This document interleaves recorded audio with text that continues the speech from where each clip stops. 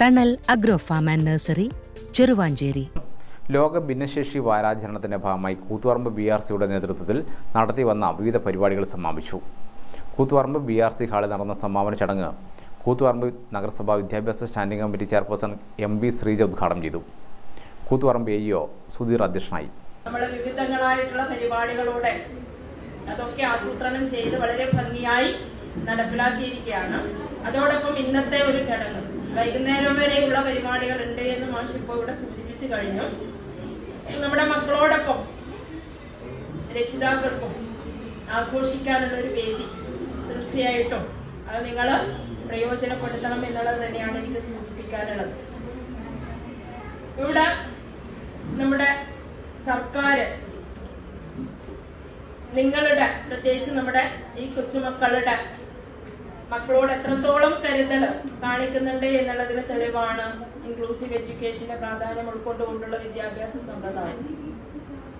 Koothuparamba BPC N Satheendran പരിപാടിയുടെ വിശദീകരണം നടത്തി.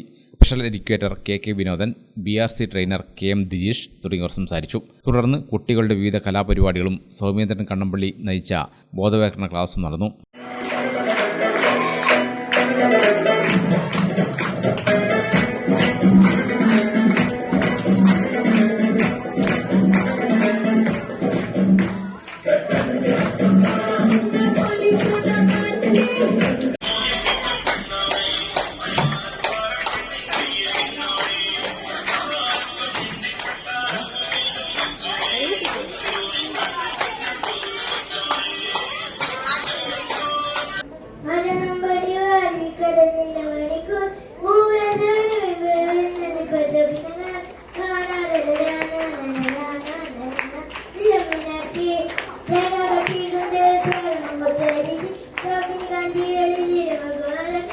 കുട്ടികളും രക്ഷിതാക്കളും ഉൾപ്പെടെ 160 പേർ പരിപാടിയിൽ പങ്കാളികളായി. വാരാചരണത്തിന്റെ ഭാഗമായി ഡിസംബർ 2 മുതൽ 7 വരെ വിവിധ പരിപാടികളാണ് അരങ്ങേറിയത്. ഗ്രാമിക ന്യൂസ്, കൂത്തുപറമ്പ്.